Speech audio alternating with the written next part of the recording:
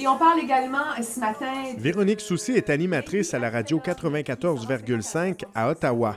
Depuis la fin de ses études à l'école secondaire de La Salle et à l'université, elle gagne bien sa vie. Depuis 15 ans, les succès se sont enchaînés pour elle. Rock Détente, Énergie, TV Rogers et Radio-Canada. Elle est aussi la mère de 2 jeunes enfants qu'elle aime plus que tout au monde. À première vue, rien ne laisse croire qu'elle a été victime d'intimidation. Et pourtant, plus jeune, son arrivée dans le village de Rockland, dans l'Est ontarien, n'a pas été facile. J'étais la nouvelle. Puis là, quand on est nouveau, tu sais, déjà là, on n'est pas pareil, on parle pas pareil, on est différent, on est habillé différemment. Et ça, ça dérange. Ils vont choisir à peu près n'importe quoi, même si tu es un tapis. Ils vont choisir que tu n'es pas un bon tapis. Tu n'es pas de la bonne qualité de tapis. Véronique a une personnalité extravertie. Si elle est capable de répliquer aux attaques personnelles qu'elle reçoit, elle a plus de difficultés avec les affronts en public. De vivre de l'intimidation où je suis debout sur la cour d'école et il y a 15 personnes qui rient de moi, ça, c'est difficile. Ça, c'est difficile parce que tu te sens pris. Tu es comme dans une cage, puis tu sais pas trop où aller. Le suicide du jeune Jamie Houbley à la mi-octobre à Ottawa et de la Québécoise Marjorie Raymond au début décembre ont ébranlé l'opinion publique. Ils étaient tous les deux victimes d'intimidation par leurs collègues de classe. Depuis les dernières semaines, le Bureau des services à la jeunesse d'Ottawa a d'ailleurs constaté que plus d'adolescents demandent de l'aide.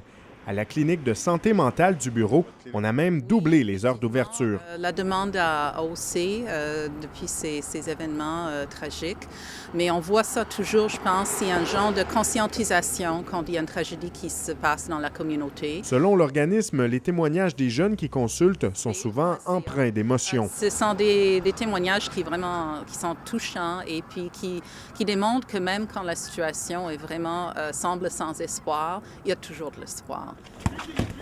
Quand on regarde les chiffres, on comprend bien cet appel à l'aide. Selon les statistiques en Ontario, dans les écoles secondaires, 1 élève sur 4 est victime d'intimidation.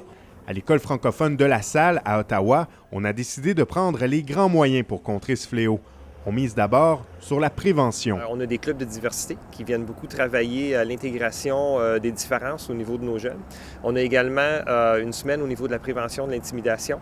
Et pour arriver à des résultats, M. Morin croit qu'il faut travailler en équipe. On a une travailleuse sociale à temps plein et elle nous aide beaucoup à gérer toute cette composante-là. On a également, c'est un des dossiers principaux au niveau de nos directions adjointes et on a des enseignants qui sont chevronnés au niveau de la création de ces clubs-là.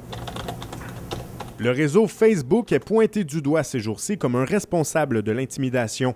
Mais selon Mathieu Fortin, un spécialiste des médias sociaux, Facebook n'a fait qu'amplifier le phénomène. Les jeunes qui utilisent les médias sociaux aujourd'hui ne comprennent pas la différence entre un monde virtuel et un monde réel. Donc, c'est pas les médias sociaux qui doivent blâmer, mais à l'éducation qui est faite envers ces jeunes-là sur l'utilisation et la gravité d'écrire certains mots, certaines choses ou d'avoir certaines actions. Pour Véronique, être intimidée a tout de même eu un effet positif. La situation l'a poussée à se dépasser. Je me disais, je vais leur montrer. Je vais leur montrer que je suis pas une bonne à rien. Je vais leur montrer que je suis capable, que je vais devenir quelqu'un, moi. Je vais leur montrer. C'était souvent ça que je me disais. Et pour elle, il n'y a pas de doute. Chaque jeune a la capacité de combattre l'intimidation. Le plus important, c'est de rester soi-même. Ne laissez personne dicter qui vous êtes. C'est important de savoir qui on est. Puis ne laissez personne vous poser des étiquettes. Mathieu Lacombe, La Cité collégiale, Ottawa.